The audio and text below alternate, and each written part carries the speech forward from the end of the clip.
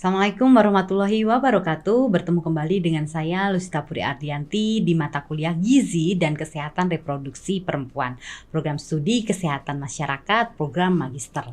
Pertemuan kita yang kedua hari ini kita akan membahas tentang korelasi gizi dengan fertilitas. Selanjutnya kita akan membahas terkait dengan definisi apa itu gizi. Gizi adalah sebagai diperlukan untuk pertumbuhan dan juga perkembangan fisik, mental, serta kesehatan, dan diperlukan juga untuk fertilitas serta kesuburan. Nah, selanjutnya kita akan memahami tentang korelasinya seperti apa. Jadi pada saat hubungan suami istri memutuskan untuk memiliki anak, perlu segera mempersiapkan diri, diantaranya mengatur asupan nutrisi yang adekuat untuk meningkatkan fungsi reproduksi sehingga dapat menunjang fertilitas dan juga kesuburan tersebut. Selanjutnya kita akan mengetahui bagaimana cara untuk dapat melakukan kesuburan atau promil yang terbaik terkait dengan gizi. Salah satunya yaitu dengan cara menghindari diet dan mengendalikan berat badan. Sangat penting sekali karena berat badan di sini erat kaitannya untuk kaum perempuan atau si istri wanita memperlambat terjadinya ovulasi. Sehingga ketika gizi atau dietnya tepat, maka akan dapat mengendalikan pengeluaran dari sel telur tersebut. Kemudian memilih makanan yang sehat dan seimbang, memilih makanan yang juga segar, mengolah makanan yang baik, serta makanan yang bervariasi dan menghindari makanan yang mengandung pengawet. Beberapa makanan yang mengandung pengawet ini sangat amat tidak dianjurkan karena berbagai macam zat-zat yang beracun akan dapat memperlambat terjadinya proses kesuburan dan juga fertilisasi. Selanjutnya kita akan mengetahui zat gizi pendukung apa yang ada dapat menunjang dari fertilitas ini. Salah satunya itu memilih makanan yang tepat.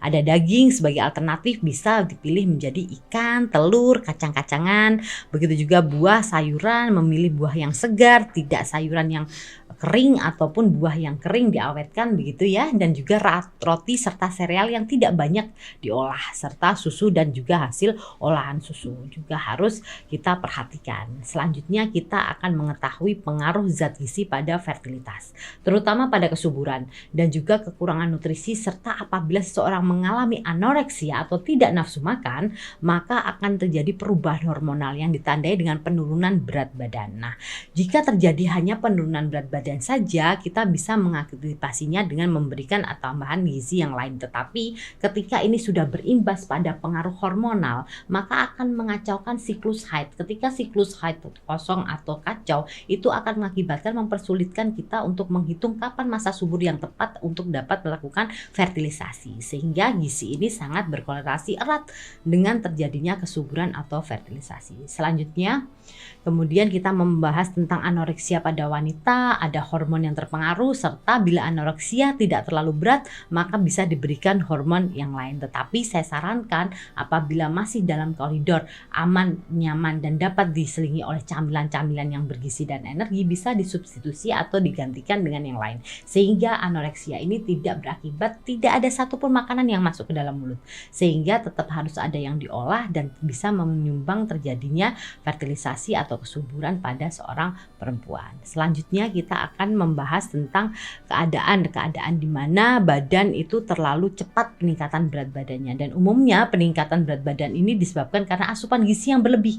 Bila siklus berlangsung tanpa ovulasi pada wanita gemuk menunjukkan adanya kelainan dan pengeluaran hormon. Bayangkan ketika terjadi hubungan seksual namun ovulasi atau sel telurnya tidak mengeluarkan telur, sehingga juga tidak bisa bertemu antara sel telur dan juga sperma karena kekurangan gizi ini, dan mengakibatkan tidak bisa terjadinya fertilisasi. Selanjutnya kita akan mengetahui tentang berbagai macam bukti gizi mampu mengurangi atau meningkatkan tingkat fertilitas. Namun mekanismenya terjadinya masih belum jelas. Asupan tinggi lemak berpengaruh terhadap kadar hormon, tetapi juga dibuktikan oleh diet, dan rendah lemak memperpanjang siklus serta haid menstruasi. Bagi perempuan yang sudah dewasa, selain kita mengetahui kapan masa kita haid, kita juga harus memberikan suplemen tambahan, salah satunya Fe atau tambah darah. Zat besi yang hilang terkait dengan haid atau menstruasi akan digantikan setiap harinya dengan menambahkan 1 tablet Fe diminum pada saat haid, dan ketika tidak haid 1 minggu sekali wanita dianjurkan untuk meminum tablet tambah darah. Selanjutnya kita akan mengetahui hubungan status gizi dengan menstruasi. Di sini kita kaitkan dengan menarche. Apa itu menarche? Menarche itu adalah masa pertama kalinya remaja putri mengalami haid. Dan itu merupakan tanda kesuburan pertama kali. Haid yang pertama terjadi merupakan ciri khas kedewasaan dari seorang wanita dan sehat yang tidak hamil secara psikologis. Namun harus diingat, ketika sudah terjadi menarche artinya fungsi dari reproduksi sudah berjalan normal. Ketika sudah berjalan normal, maka peran orang tua di sini harus dapat mengamankan agar tidak terjadi reproduksi secara dini dan menjaga putrinya terutama dalam hal bereproduksi yang terlalu dini. Nah, salah satunya seperti itu. Selanjutnya kita akan membahas tentang hal-hal yang merasa tidak nyaman pada saat haid. Salah satunya yaitu menarche menimbulkan keluhan-keluhan bagi remaja. Karena ketidakseimbangan gizi bukan hanya nyeri perut saja, tapi karena banyak darah yang keluar, dia akan merasakan kurang-kurang, pusing dan lain sebagainya. Dan itu harus teratasi dengan segera. Jika tidak akan mengakibatkan sinkop atau pingsan. Kemudian status gizi dikategorikan bagus apabila nutrisi yang diperlukan baik protein, lemak, karbohidratnya dalam keadaan yang seimbang. Selanjutnya kita akan membahas tentang asupan gizi tersebut. Asupan gizi ini bervariasi sepanjang siklus haid yang akan meningkat dan asupan energinya pada fase luteal dibandingkan dengan fase folikuler. Jadi identifikasi tentang jenis nutrisi yang dapat mengakibatkan perubahan energi belum didapatkan dengan yang pasti. Selanjutnya kita akan membahas tentang ada berbagai macam pendapat terkait dengan karbohidrat dan asupan yang terjadi pada kalori, pada fase luteal dan lain sebagainya. Namun yang perlu kita garis bawahi di sini adalah ketidakseimbangan gizi atau asupan makanan pada perempuan sangat amat berpengaruh terhadap proses fertilisasi karena akan mengganggu proses dari ovulasi. Ovulasi yaitu keluarnya sel telur dari ovarium atau rumah telurnya. Ketika tidak ada telur yang keluar, otomatis tidak ada yang dibuahi dan ketika sperma masuk, dia tidak akan bisa bertemu dengan sel telur. Selanjutnya menstruasi. Menstruasi itu ada siklus di mana mempengaruhi bukan saja diet vegetarian tetapi juga bervariasi. Diet vegetarian ini banyak sekali dikatakan oleh ahli mempengaruhi diet. Jadi salah satunya penurunan berat badan, kemudian ada beberapa orang yang mengaku vegetarian dan diberikan diet yang mengandung daging ternyata pada fase folikulernya memanjang, jadi rata-rata 4-2 hari dari fase-fase berikutnya. Tapi yang terpenting di sini adalah perempuan wajib mencatat masa haidnya atau durasi haidnya, karena untuk menghitung hari pertama haid terakhir dia harus memastikan kapan masa suburnya dan itulah masa di mana dapat dibuahi oleh sel sperma. Selanjutnya, pada wanita yang mengkonsumsi diet vegetarian terjadi peningkatan frekuensi gangguan siklus menstruasi. Jadi diet rendah lemak juga harus diperhatikan. Sedangkan pada diet rendah lemak akan menyebabkan 3 efek, yaitu panjang siklusnya meningkat rata-rata dan juga lamanya meningkat setengah hari. Jadi yang biasanya 3 hari sudah selesai bisa memanjang menjadi 4 hari atau 5 hari. Selanjutnya, sedangkan konsumsi pada tinggi karbohidrat, rendah protein dan memperbaiki gangguan perasaan yang tidak nyaman juga berhubungan dengan pembentukan dari serotonin di dalam otak. Jadi prinsip gizi pada menopause yaitu pada akhir dalam kehidupan wanita setelah masa reproduksi berakhir disebut klimakterium. Harap diingat ya, terutama terkait dengan pemakaian KB atau kontrasepsi yang dilakukan pada wanita. Salah satunya yaitu pembatasan kapan dia harus melepas alat kontrasepsi tersebut. Yang dikatakan menopause yaitu di mana selama 1 tahun dia tidak mengalami haid sama sekali dan 1 tahun itu adalah 1 tahun penuh. Ketika dia mengalami haid yang tidak teratur, misalkan 3 bulan sekali, 4 bulan, 5 bulan dan lain sebagainya, belum kita kategorikan menjadi menopause. Itu merupakan fase perimenopause di mana klimakteriumnya terjadi dan masih bisa untuk dibuahi. Makanya kenapa akan sangat membahayakan ketika yang bersangkutan di dalam usia menuju lansia, misalkan 60, 55 dan lain sebagainya. Akan dikhawatirkan terjadinya kehamilan beresiko akibat kelalaian karena sebelum menopause sudah mencabut atau sudah berhenti tidak melakukan dan tidak memasang alat kontrasepsi. Misalkan seperti itu. Selanjutnya, premenopause yaitu periode dengan keluhan memuncak dengan rentang 1-2 tahun sebelumnya. Jadi biasanya sebelum orang itu menopause secara penuh 1 tahun tidak mengalami haid, dia akan dibayangi oleh bayang-bayang di mana 1 tahun sebelumnya dia kacau siklus haidnya. Bisa 3 bulan sekali, 4 bulan, atau bahkan 6 bulan tidak haid, tetapi tetap mengeluarkan haid dalam masa 1 tahun, dan itu belum dikategorikan menopause. Sekali lagi, kategori menopause ditentukan oleh selama 1 tahun penuh yang bersangkutan tidak mengalami haid sama sekali. Kemudian postmenopause yaitu masa setelah premenopause sampai dengan senilis. Selanjutnya kita akan mengetahui menopause itu seperti apa. Jadi masa berhentinya haid secara alami. Bisa jadi umur 45-50 tahun. Apa yang menjadi pembeda kenapa setiap orang mengalami fase menopause berbeda-beda? Yang pertama adalah status gizi dan juga lingkungan. Status gizi sangat amat berpengaruh. Karena apa? Dengan status gizi yang baik akan memperpanjang masa haid sehingga tidak terjadi menopause secara dini. Salah satunya dengan kualitas hidup yang baik pula. Selanjutnya kita akan mengetahui tentang gizi seimbang itu apa.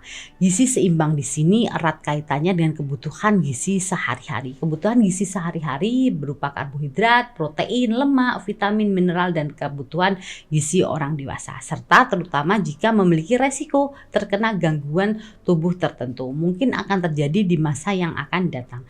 Jadi jangan heran dan jangan khawatir ketika ada anggapan beberapa orang yang merasakan makan banyak, gizinya juga lengkap, tetapi tubuhnya tidak bisa gemuk-gemuk, ataupun sebaliknya tubuhnya gemuk padahal makannya sedikit dan sebagainya. Semua hanya bisa dilakukan atau ditentukan dengan pemeriksaan darah yang intensif, di mana seseorang memiliki apakah kadar kolesterolnya yang tidak seimbang, gula darahnya, atau asam urat dan lain sebagainya.